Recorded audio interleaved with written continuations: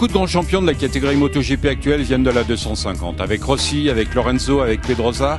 Dans le passé, de grands champions sont venus de la catégorie Superbike. Avec des gens comme Schwantz, comme Lawson, comme Douane. Quelle est la meilleure filière pour arriver désormais en MotoGP? Le Moto2 ou le Superbike?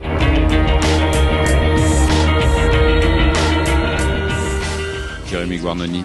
Moi, je pense qu'il n'y a pas de filière exacte, vu que ça joue surtout au talent, quoi. Si on est le meilleur en Superbike ou on est le meilleur en Moto2, normalement les teams MotoGP viennent nous chercher. Après, ça dépend. Je pense que le Moto2 maintenant, c'est un peu mieux parce que comme c'est avec la Dorna, c'est directement la Dorna.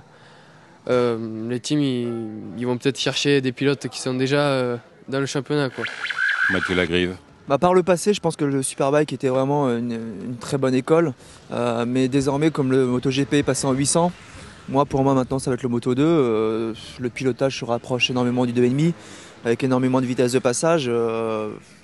Donc je pense que les pilotes venant du Moto2 seront plus aptes à rouler vite en MotoGP directement que les pilotes venant du Superbike, c'est certain. Boris Baz. Alors moi, je pense que les deux catégories sont une excellente filière pour aller en MotoGP. Ça dépend des opportunités qu'on a, mais si tu as le talent nécessaire pour aller en MotoGP, par le Moto2 ou par le Superbike, tu y arriveras.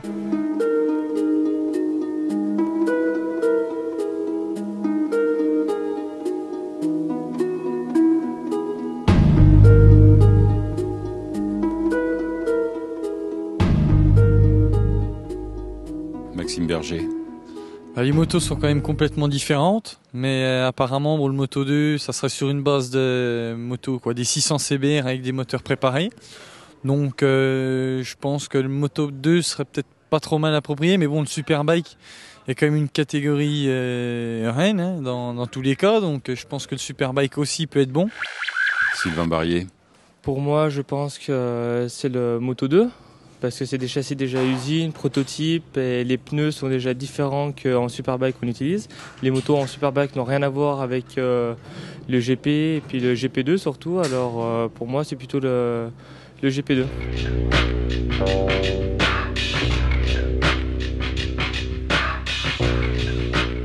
Francis Bata.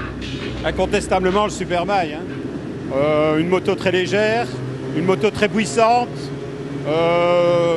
Moto avec de l'électronique, donc bon, il n'y a pas photo. Je pense que la GP2, elle s'approche beaucoup plus de la Super Sport.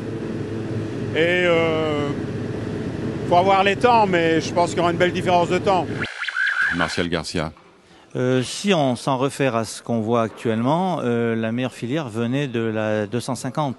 Donc c'est très probablement le GP2, parce que le GP2, ce sera un 4 temps, ce sera d'autant plus facile d'aller en MotoGP depuis cette filière-là.